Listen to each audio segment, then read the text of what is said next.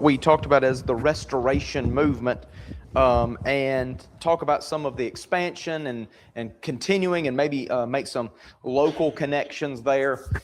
And then also I want to talk about some of the challenges that what we think of as the Restoration Movement faced, particularly over the 1800s going into the 1900s. Then, Lord willing, the next couple of lessons, we will talk about some other religious movements that were occurring within the United States during this period.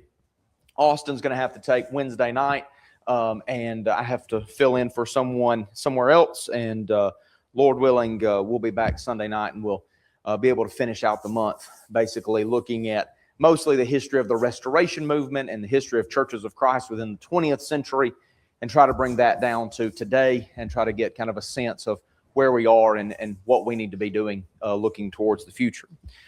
So when we think, the reason I have Restoration Movement in quotation marks is not because I don't think that's what these people were trying to do. I do think they were trying to restore something. But maybe I should have put the Restoration Movement in quotation marks, because there was not just one movement. I think what you will find as you read your histories is that you will see there were lots of men and women who began to read and see this idea of a New Testament pattern and desire to go back to it. And some of them overlapped, some of them never heard of each other, and they were continuing in this work. And we'll make, I think there's some particular local connections with that as we go. But also, let me say that restoration, maybe that's the best word to describe what they were doing, but we could think of other ways to describe it. Last time we talked about replanting or searching. I love what Jeremiah says in Jeremiah chapter 6. He's an Old Testament prophet, and he says, seek and ask for the old paths where the good way is. Searching for the ancient paths, searching for the old ways. That's what we're trying to do. In First Chronicles, when Uzzah touches the Ark of the Covenant and is killed, David says, once he figures out what's going on, he says, because we did not seek the proper order. We did not seek the due order. I think that's what we're talking about. We're talking about people going back to the Scriptures and seeking the true order, seeking the right order. And we made a few points last week to try to say that I think that even though I think sometimes if you're reading just a secular history book, they're going to talk about Churches of Christ, Christian churches, the Restoration Movement in general. They're going to talk about it as an American-born religious movement. And I do think that there are a lot of people within the United States who has this idea. But let me tell you that the idea that the apostles were authoritative, that churches should operate as local congregations, and that we should continually be trying to match the standard of the New Testament, that is not an 1800s American idea. That is the idea of anybody who gets their Bible and sincerely wants to read it and apply it. I think many of the reformers in the 1500s had that idea. I don't know how far all of them went. The ones I read about, I say, man, they got a lot right. I'm not sure they went as far as they should have. But I think we can see examples in the 1300s of people trying to do that. I think we can see examples of people in the 500s trying to do that. And let me say this. I don't know what the standard, how I should always evaluate people and say, well, they got far enough and we've gotten, or they didn't get far enough, but we have. I mean, it may be that in 500 years, somebody looks back at, Churches of Christ in North Alabama and says, well, they didn't get this part. And that's why we're continuing to seek and study. And I think the Lord honors that search. I think He honors that pursuit of truth, and He honors that pursuit of the pattern that we're looking for. And so when we talk about the Restoration Movement, I don't want us to only think in the context of early United States, these particular men, this is the movement. I don't want this to be the history of the movement that made me a Church of Christer. It is about men and women who got their Bibles and started reading them and studying them. And I am thankful for their influence because I think they encouraged other people to read and study their Bibles. But I'll tell you this, there are a lot of things that Barton Stone believed that I don't believe. There are a lot of things that Alexander Campbell believed that I don't believe. And so while they were men who were sounding the cry for let's read our Bibles and let's do that, I'm with them on that. but that doesn't mean I'm a Campbellite, because I'm not following him. I don't want to be following somebody, some human. I want to follow Christ. And so I hope that makes sense, and I hope you see how we're trying to convey that. Now, I do think that there is a reason why maybe we see the mass of this movement effect in the early United States. There was a heavy print culture. The reading levels, like the literacy rates in the United States in the early 1800s, outpaced places all over the globe.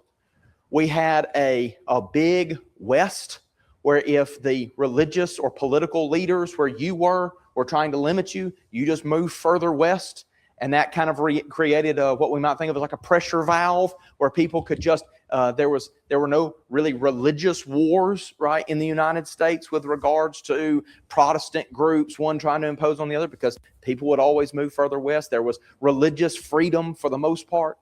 And what that meant is that rather than being dictated to or imposed upon by the people above them, people were able to take their own Bibles in their own languages, and they were able to read them and study them, and they were able to start calling for a "Thus says the Lord."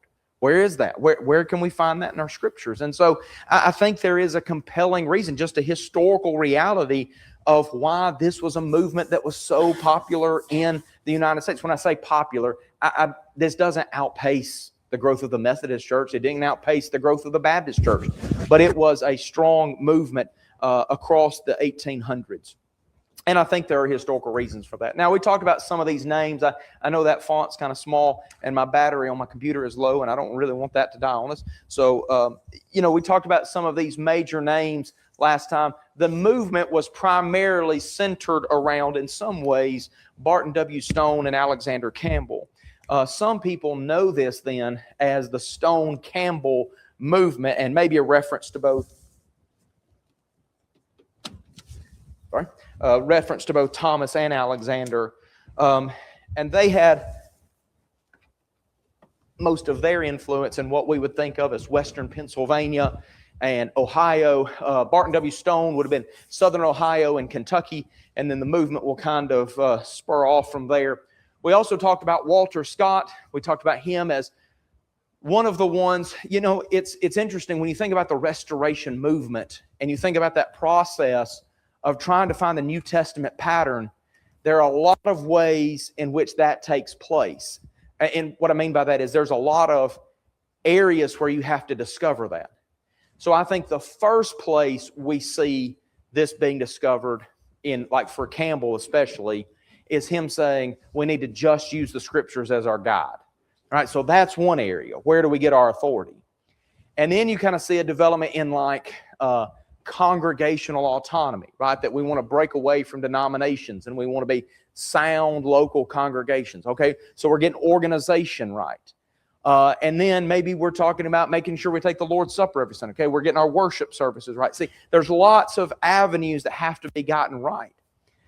And then I think what happens, I think Walter Scott is one of those that really helps on clarifying specifically what we are saying, what the scriptures say about baptism versus what other people were saying. Because the Baptist Church practiced believers' baptism. And on that, Campbell, and he was with the Baptists. So what would happen is Campbell was associated with Baptist churches. They were basically local and independent. But people who were listening to Campbell were called Reformist Baptists or Reformer Baptists. Eventually, they will push him out because he is saying, no, baptism isn't just a sign of a salvation that's already occurred. It is the moment at which God goes to work. It is when you are putting your faith in God and salvation is happening at that moment. And so that begins to create a separation. So if I remember correctly, Campbell liked the designation as of disciples more. He wanted the people called disciples. Barton W. Stone preferred the term Christians. And you might say, well, what's the difference? Well, they just had a preference for that, and there was a discussion along the way. The other day I mentioned Campbell and Stone shaking hands at Kentucky. Really, it was the guy at the very bottom, Raccoon John Smith, There's a huge biography about Raccoon John. I've never read it, but I have it. And so, if you want to read about Raccoon John Smith again.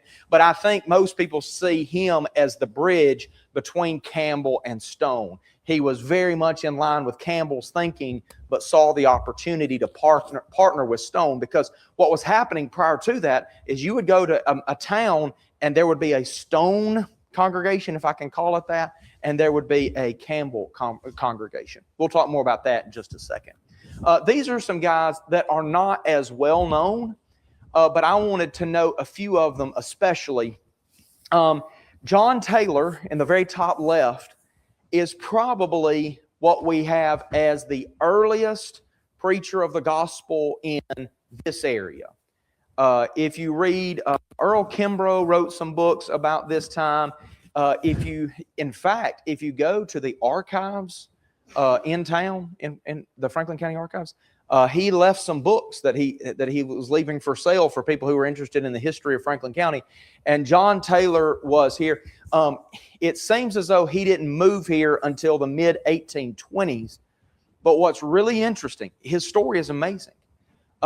He was at a revival service, and he had been basically disinterested in religion, and somebody had convinced him that he needed to be saved. And he said, well, what do I need to do that? And they said, well, what if you just responded the way that Peter did to that?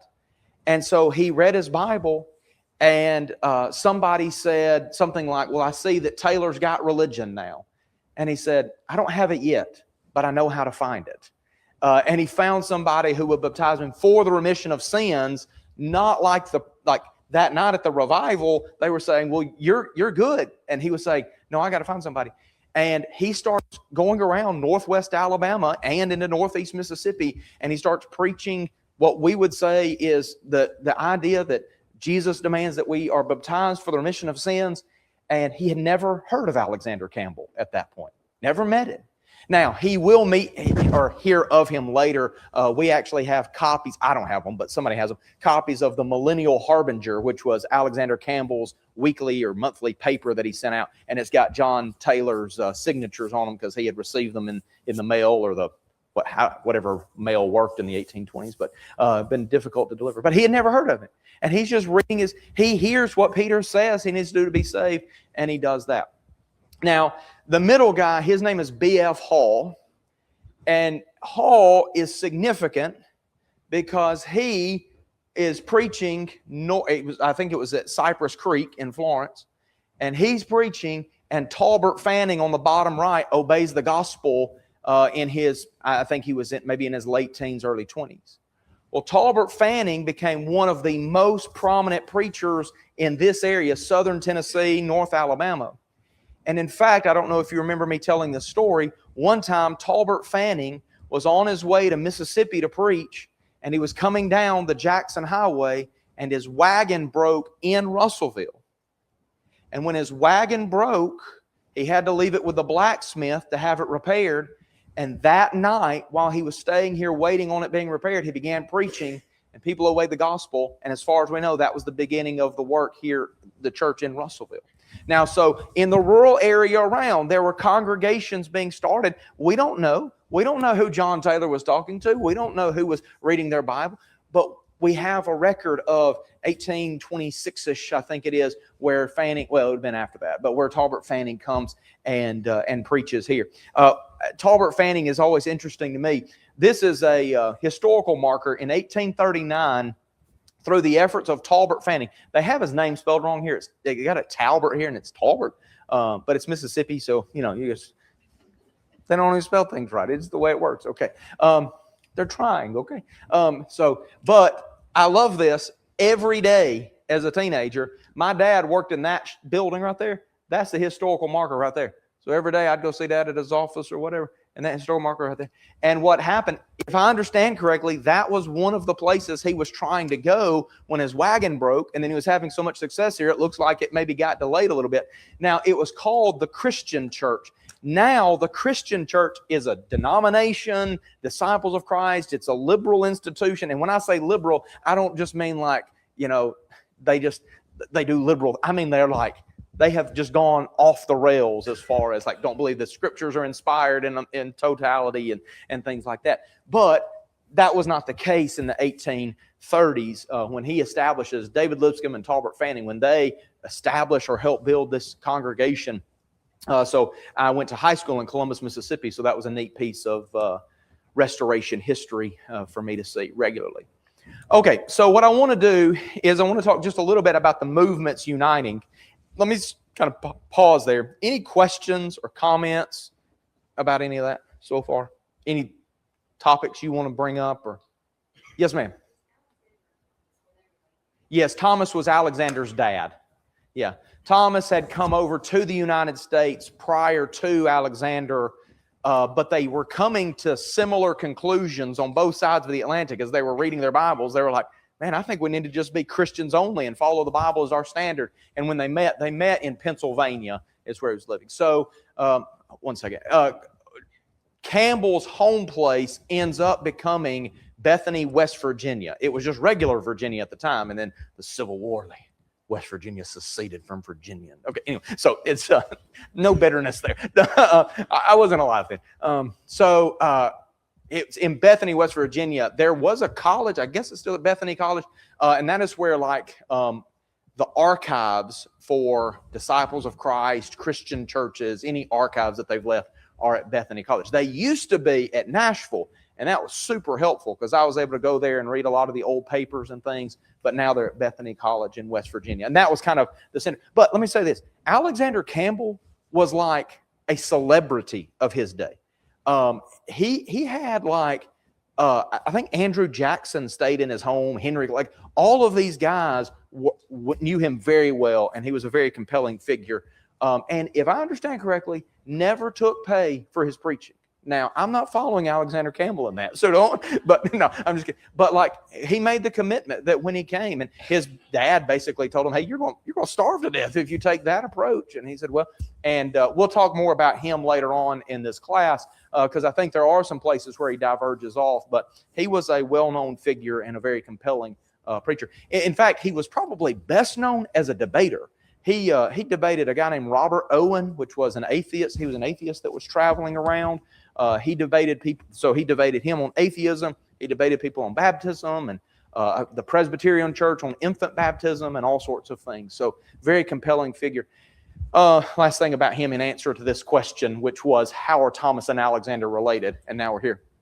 Alexander Campbell, his initial paper was called the Christian Baptist, right? So he was sending out this paper every month. It was called the Christian Baptist because he was trying to emphasize we are Christians only and emphasize baptism.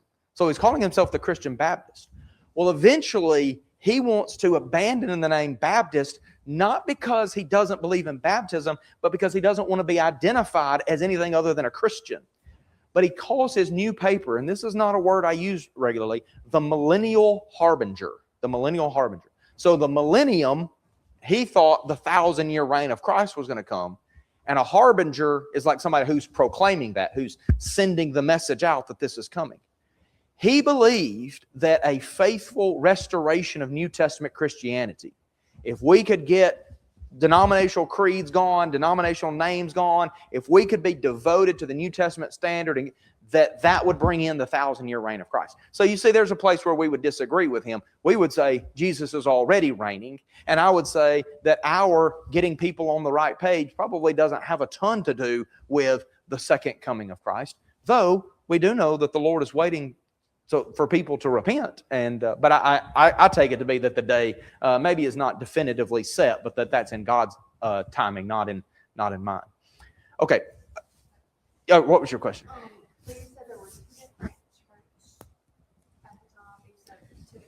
Yes, I am. That's great. So when I say there were two different movements, maybe there were a dozen different movements, right? There were people who were hearing people say, let's just follow the New Testament.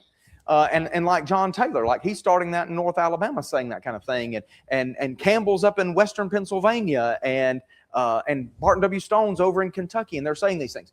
But the two major movements were the Campbell movement and the Stone movement. Now, they were not unified at first because what is happening is they're just the primary influences in those areas.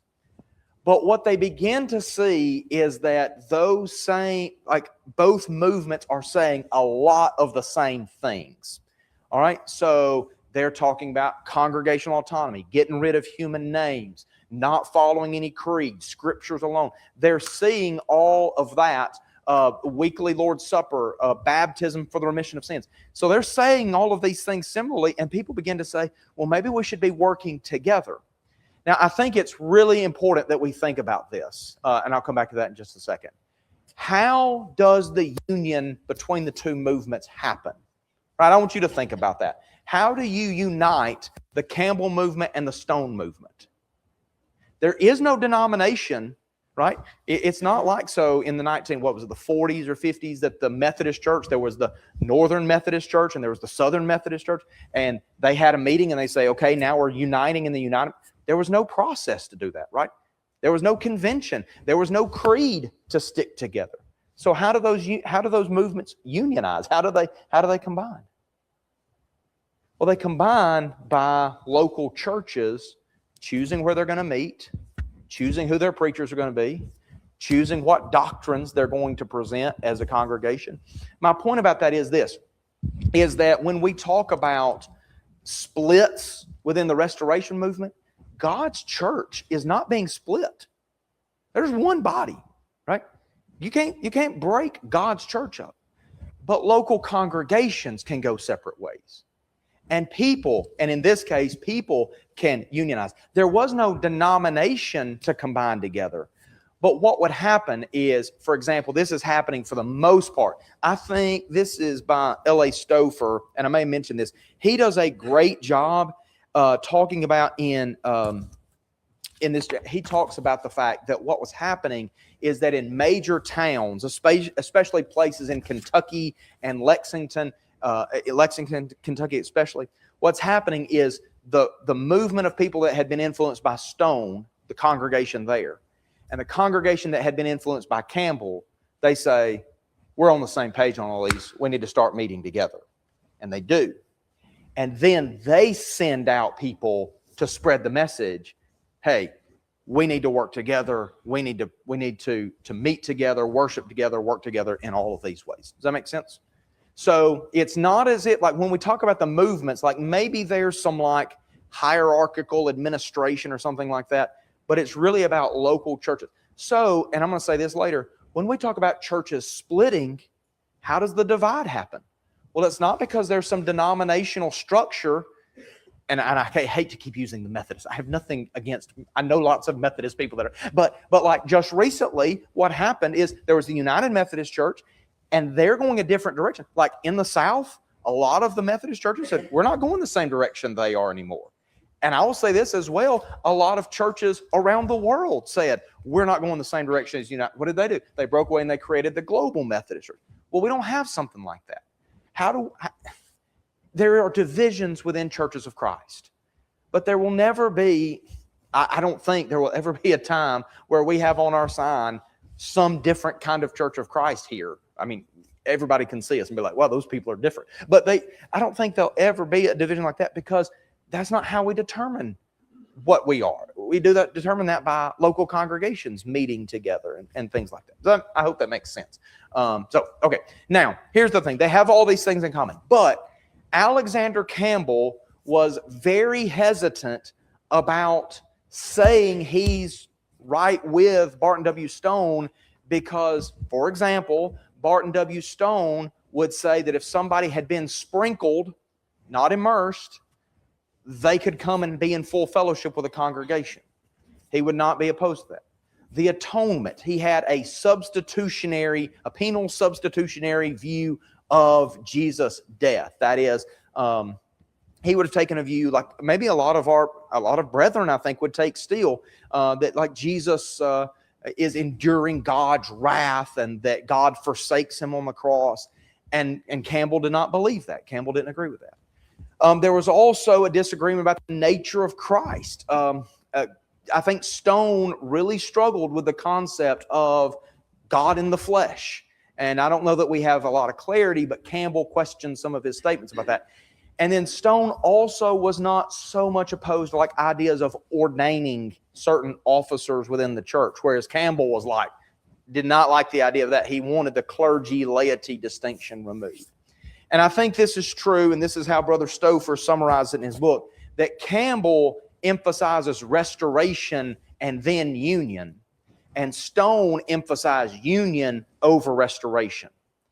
So you would say, well, how is that possible? Well, I think that what Campbell is saying is, if we are unified, but we don't have it right, it doesn't mean anything. And I think that Stone probably had it, in my view, had it out of order, because he was saying, no, our primary goal is to remove religious division and denominational titles. And if I have to accept some of these other teachings and beliefs, then so be it. And as I said this morning, like, I think there is probably a truth to that to some degree. Like, I think if somebody had a different concept of how Jesus' atonement works, I think probably we would still be able to worship and fellowship together. But if somebody was saying, if you've been sprinkled for baptism, then I think I would have a lot of questions about that, serious concerns about that, because I just don't think that is what goes with the New Testament pattern. Does that make sense? So I think there is room, and the saying was unity and essentials, liberty and non-essentials, charity in all things. And I love that statement. But it's amazing how differently people can define what's essential and what's not essential, and so I think we're trying to do that here. I think we're trying to be unified in the things that are essential, and offer people freedom and discretion in the things that are not essential, and love one another, charity in all things. But that kind of became a saying of the movements. All right, so they're going to basically combine together over the course of the 1840s. This Brother Stouffer here says that by the 1860s, there were probably about 200,000 people who would have identified themselves as just wanting to be a Christian only, being a disciple. And it's hard to get a count on those numbers, right? Because that there have been little congregations all along the way that maybe nobody on a national scale would have known anything about. But 2 or 3 meeting together in trying to serve the Lord. This little book, I was 2 when he passed away, but my great-grandfather wrote this little book. It's Churches of Christ in Alabama. Most of this book was written in the early 1940s. And it's a blessing in a lot of ways that it was written then and not later, because he makes almost no mention of any divisions within churches as far as that goes. And so while I don't want to dismiss those divisions as something that's irrelevant, I love the fact that he was just able to travel around Alabama and find people who were committed to just being New Testament Christians. And he writes a little bit about Franklin County in here, and he talks about the idea of the of Talbert Fanning, and he says on this is page 63 of this little book, thus for more than 100 years we have had a Church of Christ in Russellville. Many of the strongest and most noted preachers of the Brotherhood have held meetings there. And he lists some of the preachers who were there. So this would have been in the early 1940s. Only a few of you would have been blessed to see that period of time. But no offense to you. But he talks about I.B. and Van Bradley. In fact, we named Lennox Bradley. And my papa called me and goes, there was a Brother Bradley that preached up in Russellville. That's a good name to have. That's not why we named him Bradley, but okay, thank you for that. And then he makes reference to Billy Norris, and I love this. He calls it Billy Norris a fine young man, and so it's that's been a long time. And he mentions he counted 15 congregations in Franklin County at the time. Mentions Hodgins, Red Bay, Vina, Bradley's Chapel, and he talks about at the time. He says E.L. Williams, Franklin Boshell, and Granville Tyler, who was at the Russellville City Congregation. So anyway, that's amazing to me to be able to read about the place where I live, and he was here, 80 years ago, writing about it. So okay, let's talk about some difficulties that arise. So what's going to happen is, in very similar ways as we've seen throughout church history, I think that people are compelled to a couple of things. We talked about this with Catholicism. They are compelled to centralization and to making things more tangible and touchable. All right, do you remember that when we talked about the Catholic Church? I mean, you start off with simple New Testament congregations, and what are they trying to do? They're trying to develop a hierarchy, some way to coordinate all these congregations, make sure we're all on the same page, and so they centralize, and then they're also committed to being more tangible, real, and physical. So there was a desire for growth, for evangelism, so they want missionary societies, and they have a desire for improved worship, so they want to add in instrumental music. Now, the interesting thing is that Alexander Campbell was the first primary proponent of a missionary society. Now, what happened in the missionary society? This was the idea, is that all the congregations would send representatives to meet at the missionary society. They would all send in contributions, and then the missionary society would hire and send out preachers to wherever they thought they needed to go. Now, somebody might say, well, what's the problem with that? And the issue is that brethren were raising was, where is that in the New Testament pattern? And this was a place where there began to be, this was Thomas Campbell's statement, that we speak where the Bible speaks and we're silent where it is silent. You heard that before? I think I heard it 7 billion times before I was 12. All right. And that I believe that. But there were a lot of questions about what it meant that we're silent where the Bible is silent. Because the way I learned that statement was somebody saying, if the Bible is silent, we stop and we don't do anything. We are silent about doing that, right? And what a lot of people took that to be to say, well, if the Bible is silent on that, then we just don't have anything to say about it. And if somebody wants to do that, that's okay, because if the Bible's silent about it, you see the difference in the tone there. And I will say that it seems to me that Campbell, in this case, took the be silent where it is silent and just kind of said, well, the Bible doesn't give us a specific way to carry this out. And so this is just an expediency, they would have called it. J.W. McGarvey, probably one of the greatest scholars that the Restoration movement produced, he wrote a little commentary called The Fourfold Gospel, a great little book on the gospel account.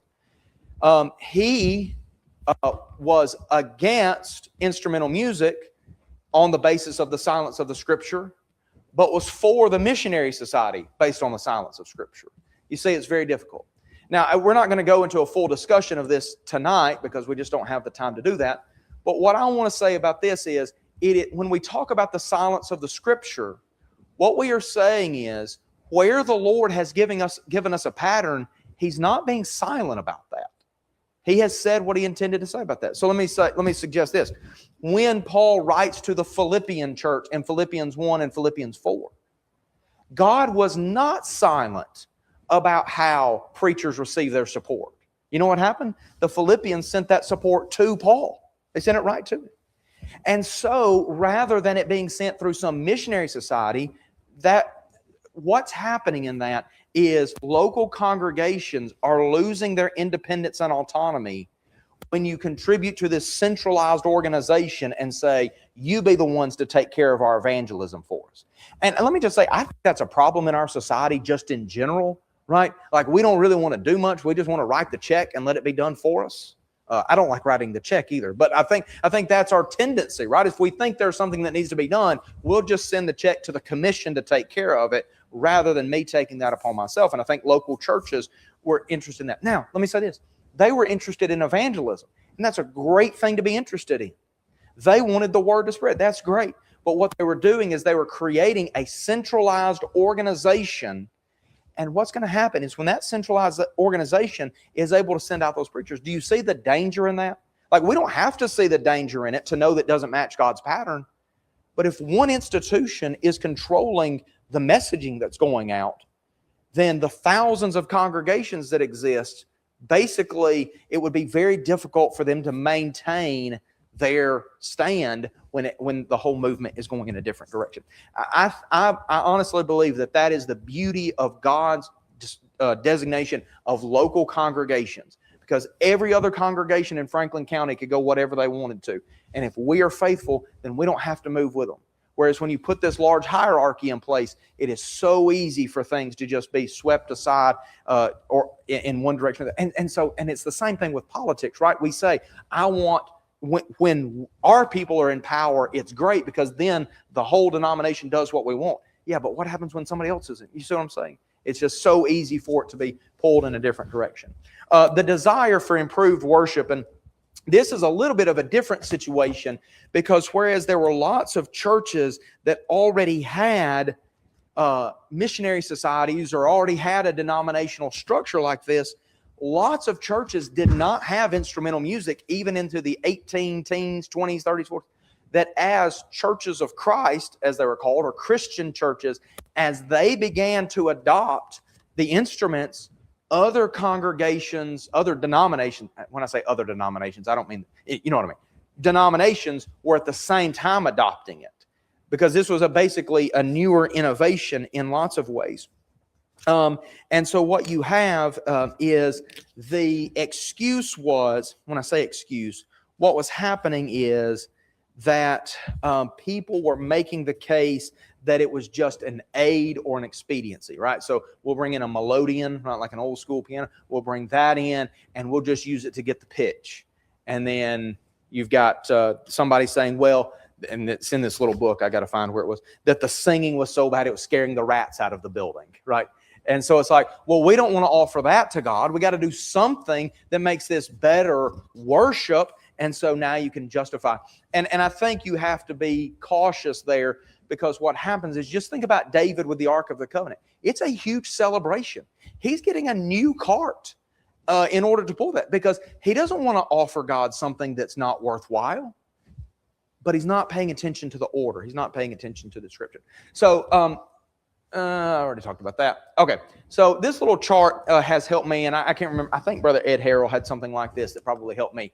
So in a lot of situations with churches of Christ, I think what you will see is you will see a period of growth that is going to be followed by a period of division. Now, when I say a period of growth, Richard Hughes, who wrote this little book here, described the vision in during these periods of growth as an apocalyptic worldview.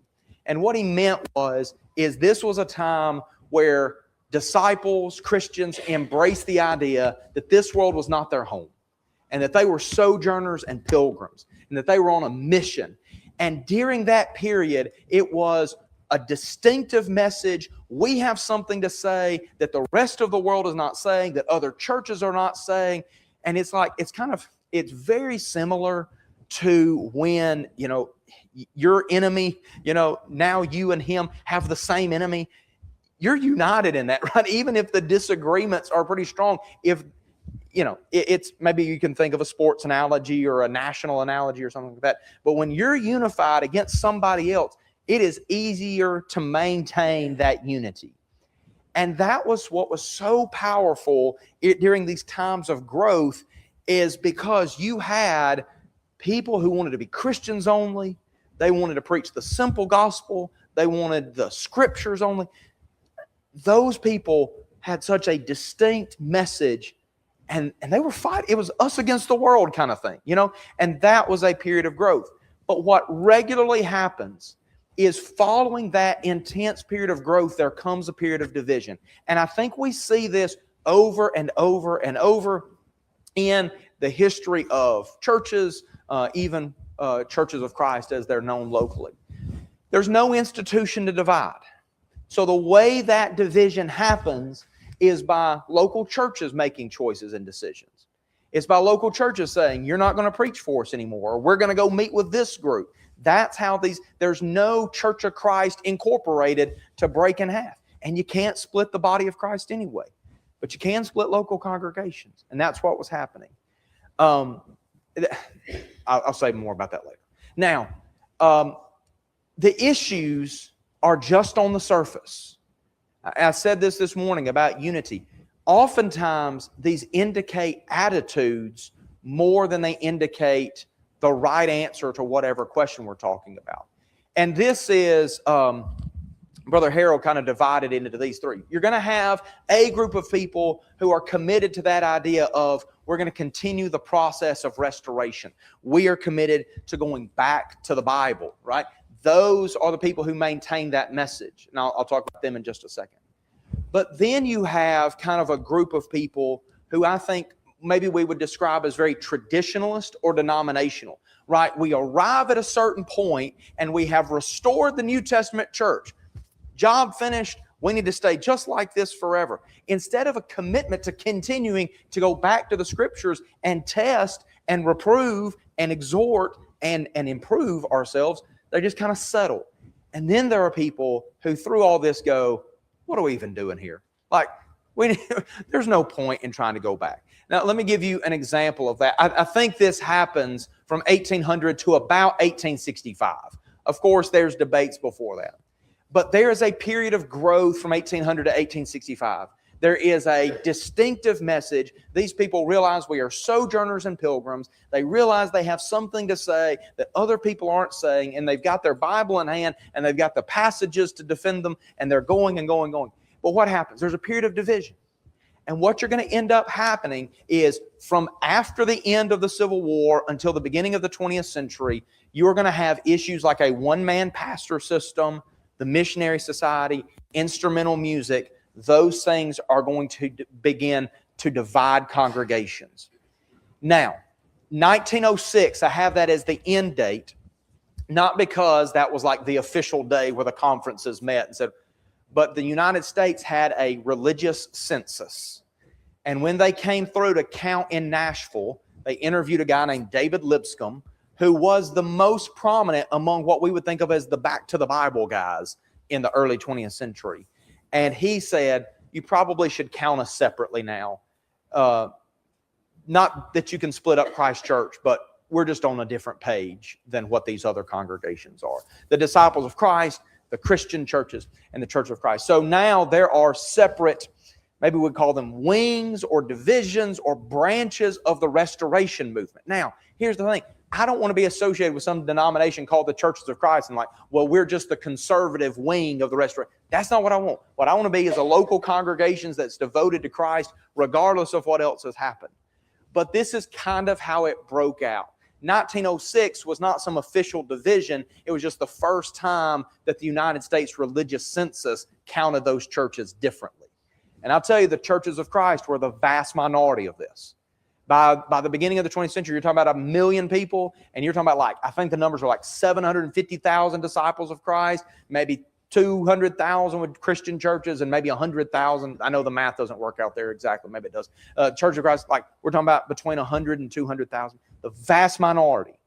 But you'll see this same thing happen in the early 1900s. And the issues are here. But let me give you, we talked about this morning. I had this slide already ready.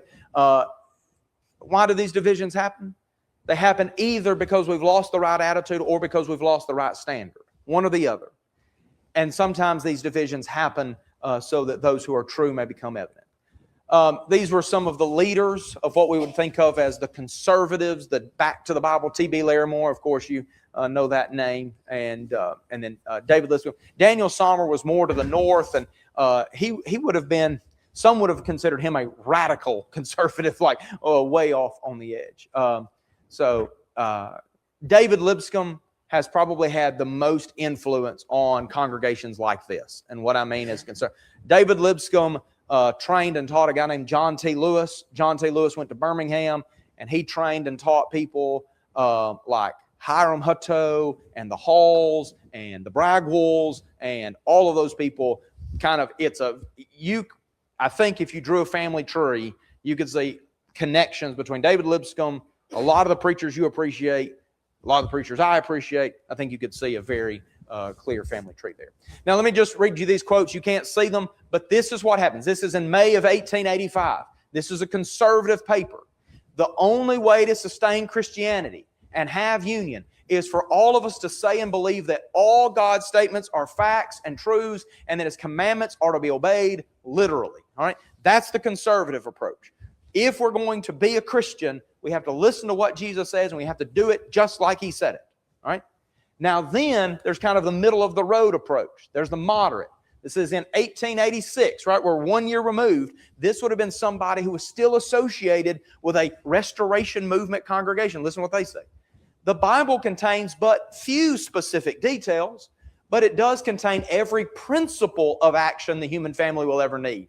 It assumes the common sense of the race in regard to the methods employed for preaching the gospel to the world and all benevolent ministrations of the church. Christians have no positive specifications, and they must be governed by general laws and principles applied according to their best judgment. What Mr. Good is saying there is, we just have kind of like these principles that are guiding us. There's not a lot of specifics. And I think that's strange because, like, I think there are a lot of specifics about how we're supposed to do it. Well, okay, this was in 1893, still associated with the Christian Standard. This would have been what looked like the Disciples of Christ paper. Still a wing, if we can call that, of the Restoration Movement. This is George T. Smith. A principle may set aside an apostolic precept. It may brush aside an apostolic decree. We do that constantly. We follow the apostolic example whenever we like it. We depart from it. We do not. When we do not, we depart from it. This is called the Christian Standard. That's the paper. And if you read that in its context, he's not saying that as like, and we should not do that. He's saying that and that's the way it ought to be. But what he's saying is that the principles, so they would say things like love, justice, mercy, those principles would override something that the apostles said. So what you have here, and this is just my simplistic description, I hope this is helpful. I think the conservative or the back to the Bible is saying we've got to find the pattern and we've got to continue to search for that to make sure we're doing right. I think the middle of the road one says we found the pattern and we're doing just fine. And then the other one says who cares about a pattern, right? And I think we see that around. I think you can find Church of Christ. I think you can find churches of Christ that would call themselves conservative, who are very much in that middle road, who are very much into saying, and let me say this, when we're trying to restore the churches of the 1950s and 60s, that is what we have become. I don't want to restore the church of 1950. I don't want to restore the church of 1550. I don't want to restore the church of 550. I want to restore the church that we read about as the ideal in the New Testament. That's our hope and that's our aim. All right. Thank you very much for your kind attention. Thanks for watching. If you found this video to be beneficial, please follow us on Facebook or subscribe to our YouTube channel. Feel free to share it with others that you feel like may benefit from it. If you need to contact us, please contact us via email at quinn.church@yahoo.com. Also, if you're in the area, we would love for you to come visit with us at one of our assemblies. Have a good day.